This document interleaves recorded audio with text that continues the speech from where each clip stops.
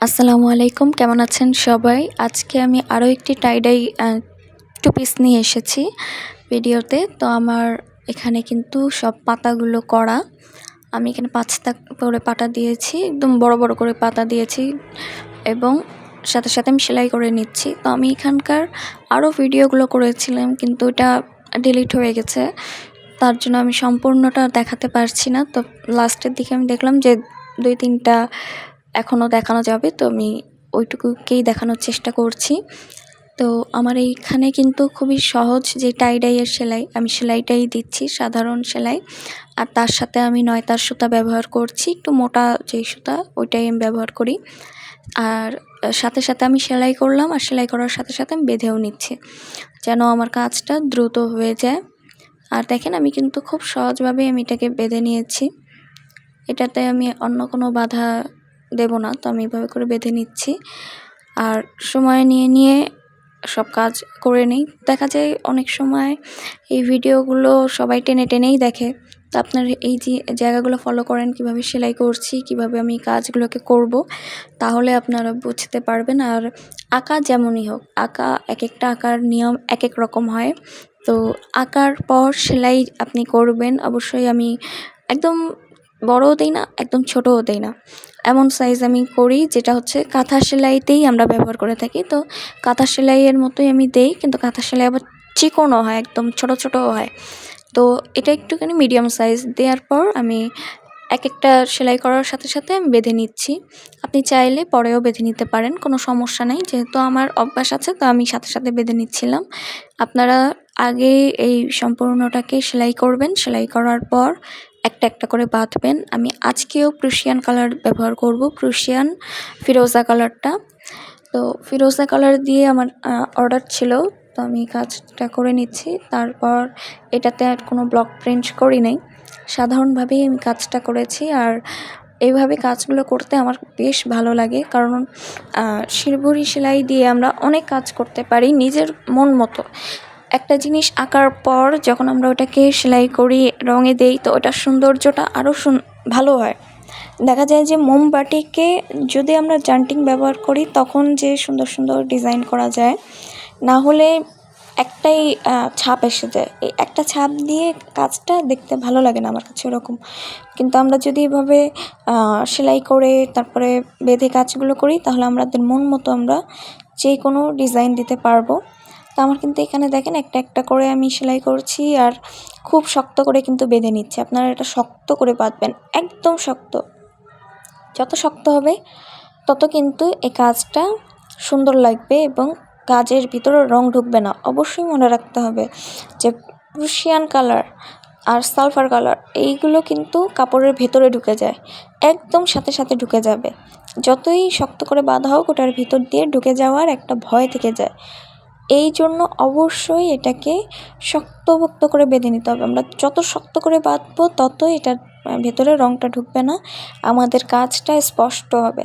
কাজ স্পষ্ট করার জন্য অবশ্যই এটাকে লক্ষ্য রেখে কাজ করতে হবে। আর আমি এখানে যেহেতু ভিডিওর স্পিড বাড়িয়ে দিয়েছি, তার জন্য খুব দ্রুত যাচ্ছে। না হলে কাজগুলো করতে, সেলাইগুলো করতে কমপক্ষে 8 থেকে 9 ঘন্টা যায়। আমার তো 8 থেকে 9 ঘন্টা লেগে যায়। যত কঠিন সেলাই তত সময় বেশি, যত সহজ সেলাই তত সময় কম। তো আপনারা অবশ্যই সময় নিয়ে কাজ করবেন। আমি রাত্রে বেলা সেলাই করি।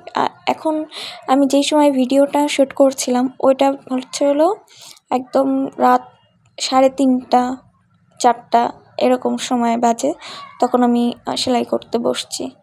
তো কাজ করার সময় যত আমরা একটু সময় নিব, তত ভালো হবে। আর এরপর আবার আরেকটু বাঁধা বাকি আছে, আমি ওটা আবার যে টাই-ডাইয়ের সুতা, শক্ত সাদা সুতা, সেটা দিয়ে বেঁধেছিলাম।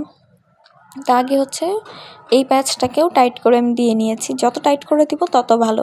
এর উপর দিয়ে আরেকটা প্যাচ দিয়ে দিব, তাহলে এটার যেইটুকু আমি চাচ্ছি যে কালার হবে না, ওইটুকু আমারটা ঢেকে যাবে কাজ। তো দেখেন আমি একেবারে টাইট করে আমি বেঁধে নিচ্ছি। আর এখানে আমি 3টা লাইন দিয়েছি, মানে 3 লাইনেই ফুলগুলো গেছে। আমি কাজ যখন খুলবো, তার সাথে আমি পিকচার দিব কেমন হয়েছে।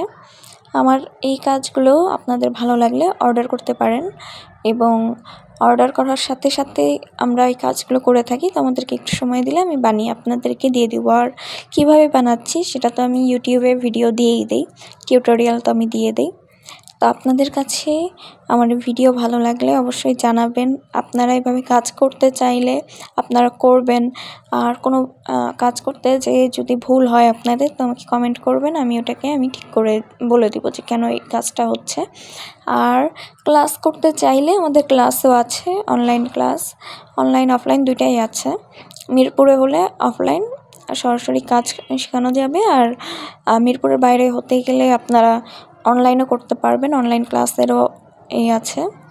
তো আপনারা দেখেন আমার কাজটা কিভাবে হচ্ছে।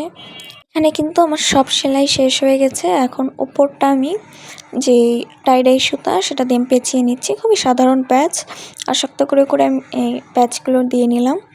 আর দেখেন এগুলো দেখতে একদম মনে হচ্ছে যে আমি চুনরি প্রিন্ট করছি। চুনরি প্রিন্টেরও আমার কিছু কাজ আছে।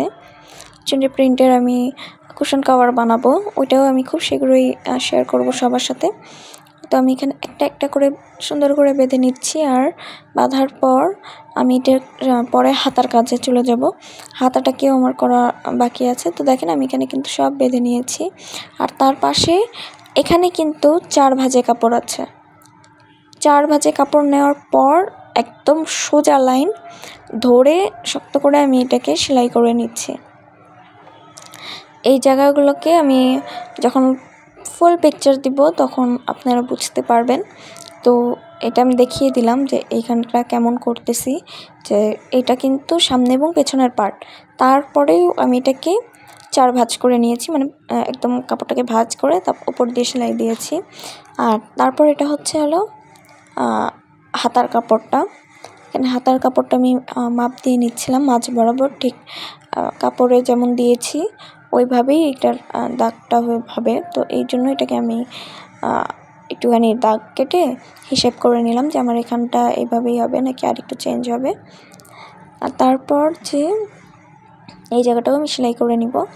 তো আমি এইভাবে করে সেলাই কেন করলাম, যে এই জায়গাটা আমি মাঝ বরাবর ধরবো, মাঝ বরাবর ধরার পর আমি সেলাই করে ফেলবো। মানে 3টা লাইনের মাঝে যেই একটা লাইন গেছে না, এই মাঝখানের লাইনটাকে উপরের দিকে থাকবে, তারপরের আমি লাইনগুলোকে সেলাই করব।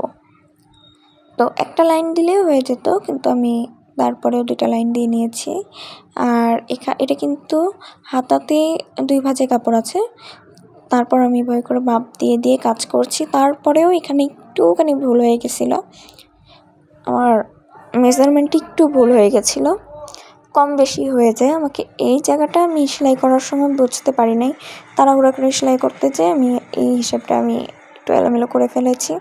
তো আপনারা এই জায়গাগুলো অবশ্যই হিসাবগুলোকে মনে রাখবেন, মনে রেখে কাজগুলো করবেন, তাহলে খুব দ্রুত আর অল্প সময়ে কাজ করতে পারবেন। আমার এখানে হাতার দাগ দেওয়া হয়ে গেছে। তো তারপর আমি অন্যান্য সেলাইতে চলে যাব। আর দেখেন আমি এক একটা জায়গা কিন্তু সমানে সমানে ধরে আমি মাপ দিচ্ছি, এক একটা পয়েন্টে আমি হিসেব রেখেছি। আর একইভাবে কিন্তু আমি এটাকে সেলাই করেও নিয়েছি। এখানে কিন্তু আমি কাপড় রং করার জন্য পরিমাণ মতো পানি নিয়ে নিয়েছি, যে আমার ওড়না এবং কামিজ ভিজতে আমার কতটুকু পানি লাগবে সেই হিসেব করে নিলাম। আর এটার ভিতরে আমি কিন্তু কেমিক্যালটা করে নিব।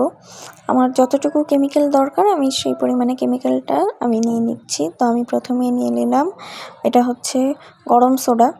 আর আমার এই পানিটা কিন্তু গরম, একদম ফুটন্ত গরম পানি ছিল, কিন্তু একটু দেরি হওয়ার জন্য এটা একটু কুমকুমা হয়ে গেছে, কুসুম গরম পানি হয়েছে, কোনো সমস্যা নাই। তো আমি এখানে সোডা দিচ্ছি। সোডাটাও হচ্ছে পরিমাণটা আমাকে একটু বুঝে দিতে হবে যেন আমার কাজটা ঠিক মতো হয়।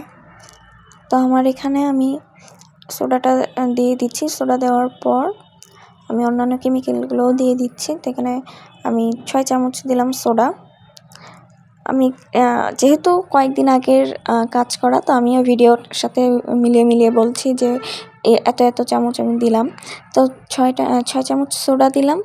আর তারপর আমি এখানে রঙটা দিব।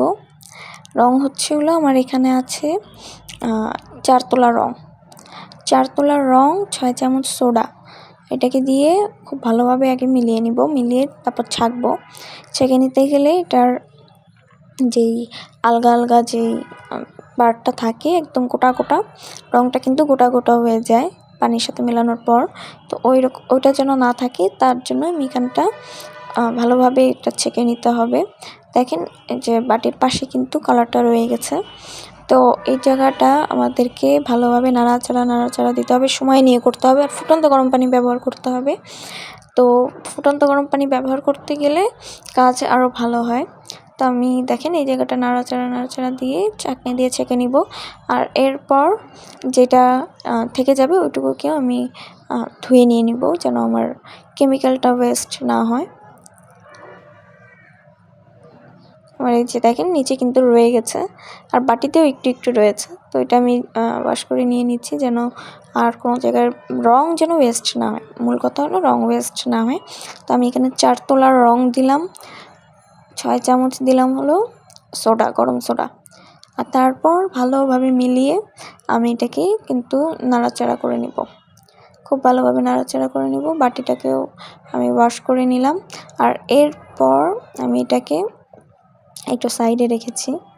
সাইডে রাখার কারণ হচ্ছিল আমি এটার ভিতর আরেকটা কেমিক্যাল দিব। তো আরেকটা কেমিক্যালের নাম হচ্ছে রেজি সল্ট। এই রেজি সল্টের ব্যাপারে অনেকেই কম জানেন, তো আমি মাঝে মাঝে রেজি সল্টও ব্যবহার করে থাকি। রেজি সল্ট দিতে গেলেও কালারটা কিন্তু ফিক্স হয়। তো আমি এখানে রেজি সল্টও দিয়ে দিচ্ছি। তো রেজি সল্টটাও আমি এখানে 6 চামচ ব্যবহার করব, তাহলে আমার কাজটা কিন্তু আর একটু সুন্দর হবে। একই জিনিস আপনি গরম মশলা দিয়েও করতে পারেন, আবার এমনিও করতে পারেন, কোনো সমস্যা নাই, ধরা বাঁধা নাই, যে যেভাবে করে। তো আমি এখানটা আগে একভাবে মিশিয়ে নিলাম, আর তারপরে এখানে দিয়ে দিচ্ছি আরও 6 চামচ রেজি সল্ট। তারপর এটাকে আমি ভালোভাবে মিশিয়ে নিব। মিশিয়ে এটাকেও আমি ছেঁকে তারপর ব্যবহার করব, কারণ প্রত্যেকটা জিনিস ছেঁকে ব্যবহার করতে হবে, নাহলে কিন্তু আস্তে আস্তে গোটা গোটা রয়ে যাবে, আর এটা দেখতে কিন্তু ভালো লাগে না, রঙটাও চপচপ হয়ে যায়।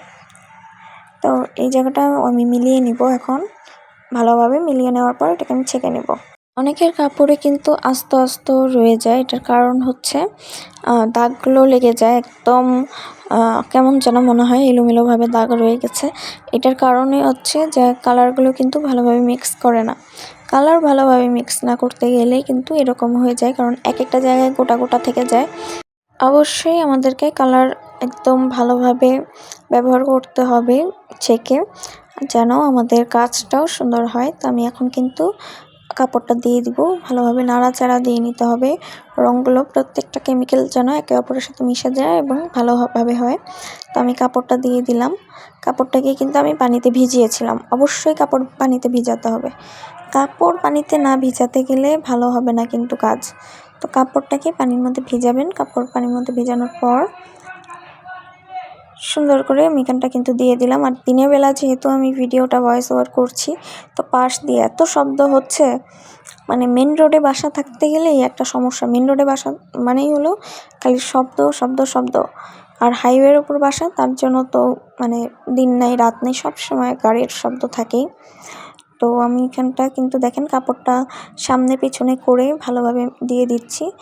আর অবশ্যই লক্ষ্য রাখতে হবে যে আমরা যেন এই কাপড়টাকে ভালোভাবে মিশাই। যত ভালোভাবে মিশাবো তত আমাদের কাজ ভালো হবে। আর ওড়নাটাকে কিন্তু আমি খুবই সাধারণভাবেই বেঁধেছি। আমি এইভাবে কিন্তু আগেও কাজ করেছি, তার জন্য আমি এই ভিডিওটা করি নাই। আর এখানে আমি খুব সাধারণভাবে চারপাশ দিয়ে সেলাই দিয়েছি, একদম ঢেউয়ের মতো। আর তারপর ওটা সুতা দিয়ে শুধু পেঁচিয়ে নিয়েছি। আর এভাবে কিন্তু আমি কাপড়টাকে রেখে দিব 4 ঘন্টার জন্য, তারপর ধুয়ে ফেলব। কাপড়টা ওয়াশ করার পর ডাইং ফিক্সার দিয়েছি, তারপর 2 ঘন্টা রেখে এই যে এটা হলো কাজ, সম্পূর্ণ কাজ। আমি এখানেও কোনো মার দিই নাই, আমি কাপড়ে মার ওইরকম একটা ব্যবহার করি না। মার দিতে গেলে আমার মনে হয় যে কাপড়টা কেমন যেন হয়ে যায়, তার থেকে আমি সাধারণভাবেই রাখি। তো আজকের কাজ কেমন লাগলো অবশ্যই জানাবেন। সবাই ভালো থাকবেন। আসসালামু আলাইকুম।